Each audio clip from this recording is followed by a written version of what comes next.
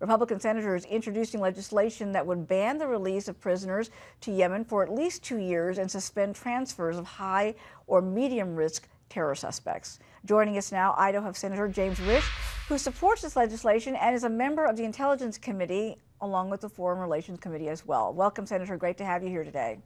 Thank you. Thank you for having me.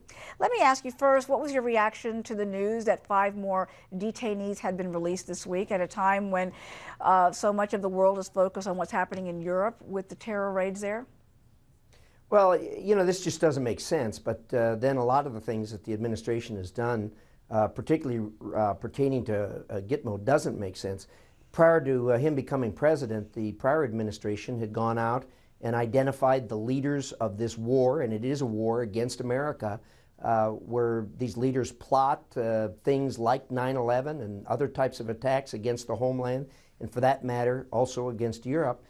They went out and through special operations, military action, gathered these people up and took them as prisoners and put them in Gitmo.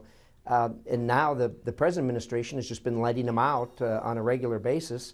These are dangerous people, and as you pointed out in the lead-up, it is clear that at least a third that we can prove have gone back to the same thing of trying to kill Americans. Well, the administration says that those who've been released so far do not pose a serious threat, although we are seeing there is a recidivism rate of those guys going back, some of them going back to the front lines and joining up with jihadis overseas. The legislation that's being considered right now would delay, at least for 2 years, the release of more detainees going forward. Can you tell us more about it? Well, you know, it's pretty straightforward. I mean, the 2-year time period obviously is to give a new president the opportunity to review this. President Obama made this as a political promise when he was running for office as president, and so as a result of that, even though when he became president was privy to a lot more intelligence that should have convinced him that that was a mistake, has not done so and decided that he's going to continue to do this. These people are clearly going back to work and lead and put together cells and send people to countries that they can get them to hurt Americans and kill Westerners. This is just the wrong thing to do. We got these people held. Why, oh why, would you want to turn them loose again?